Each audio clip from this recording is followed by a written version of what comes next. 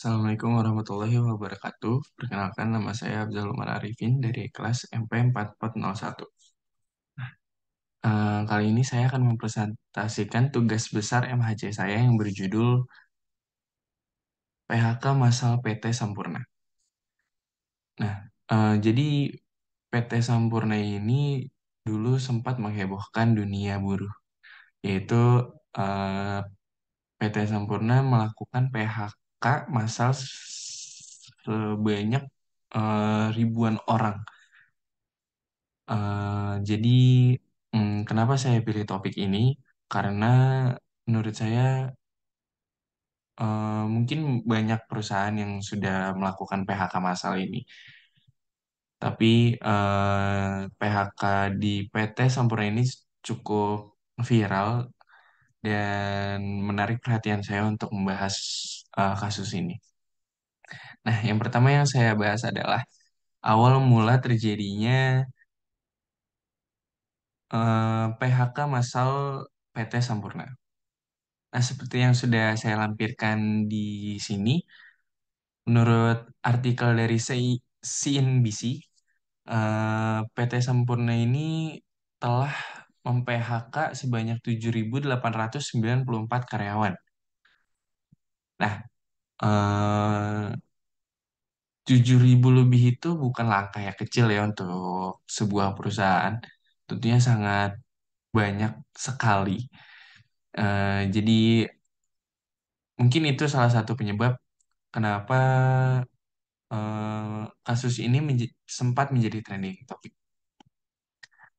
Nah, sekarang saya akan membahas awal mula terjadinya PHK PT Sampurna ini. Seperti yang kita tahu semua, di awal 2020 kita dihadapkan dengan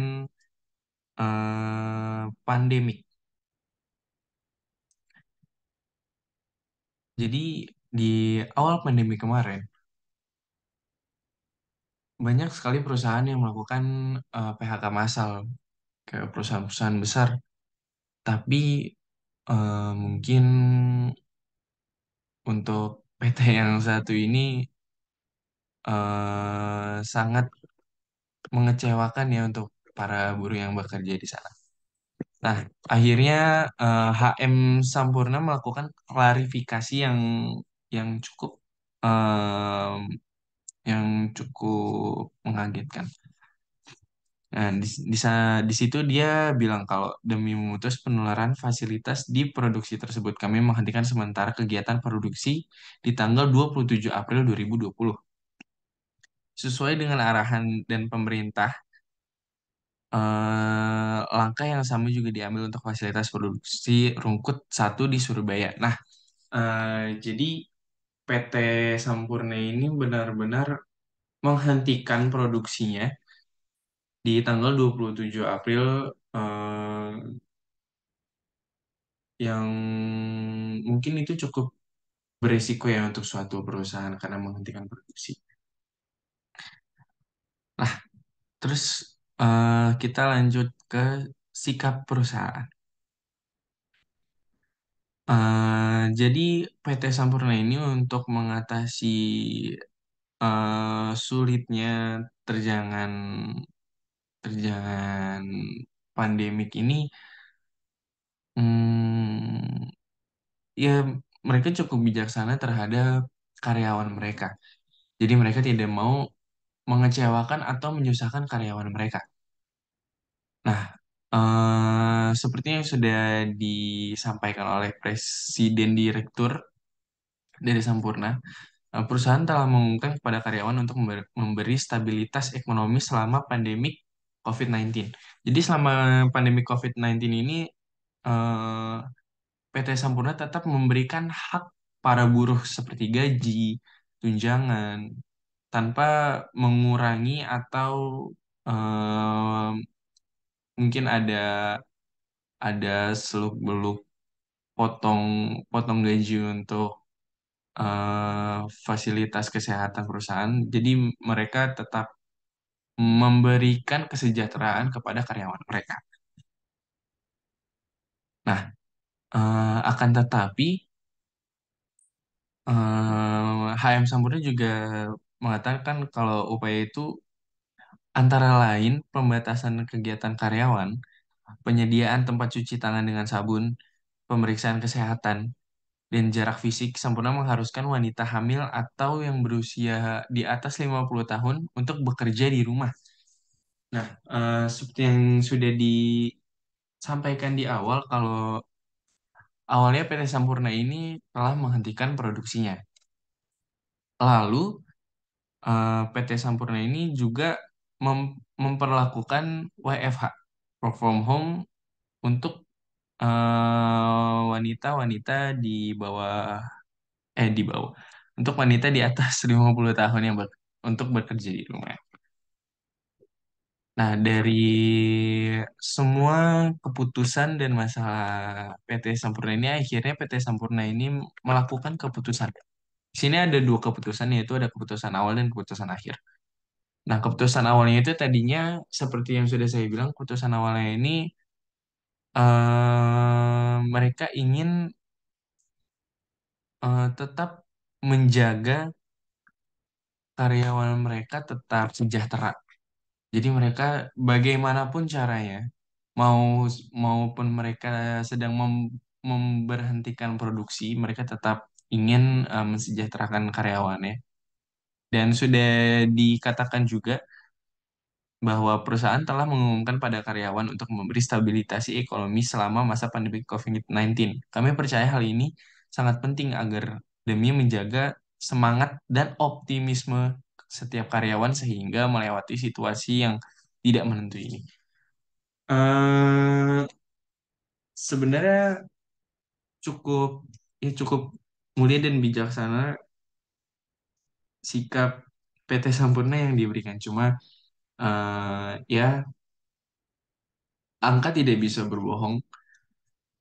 Mereka memberhentikan produksi mereka cukup lama dan akhirnya pemasukan perusahaan pun tidak cukup untuk membayar para karyawan mereka. Nah, akhirnya eh, PT Sampurna ini melakukan PHK. PT Sampurna akhirnya melakukan PHK sebanyak 7.000 lebih orang karena tidak kuat, bahkan bahkan cukup keteteran untuk membiayai para karyawan mereka. Akan tetapi PT Sampurna ini tetap menjaga kesehatan mental para karyawan dengan mereka bilang mereka akan tetap mendapatkan kompensasi yang sama seperti sebelumnya meski pekerjaan tidak bisa dilakukan dengan maksimal. Jadi mereka tetap memberikan uang, mungkin bisa bilang uang pesangon atau tunjangan COVID-19 sebelum para karyawan mereka tuh di PHK.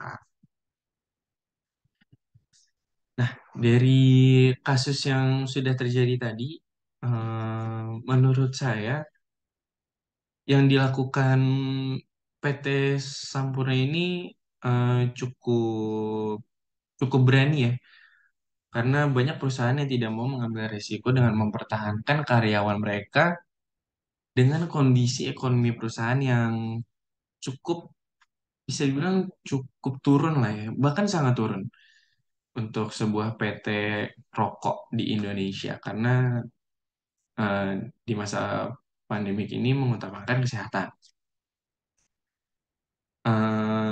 Akan tetapi akhirnya PT Sampurna ini harus terpaksa mem-PHK 7.000 lebih orang karena karena tentunya karena ekonomi perusahaan. Jadi eh, menurut saya saran saran dari saya pribadi,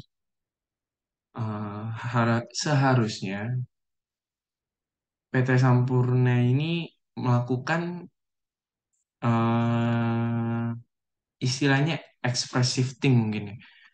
Karena eh, daripada harus memberikan fasilitas yang fasilitas yang utuh kepada karyawan, Em, Mereka sama saja seperti membunuh perusahaan sendiri gitu.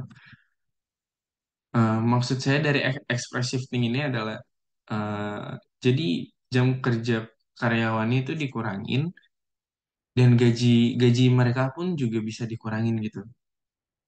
Tapi sebelum perusahaan melakukan itu, perusahaan harus memberikan pengumuman atau edukasi dan pengertian kepada para karyawan bahwa kondisi perusahaan sedang tidak baik-baik saja di masa pandemi ini.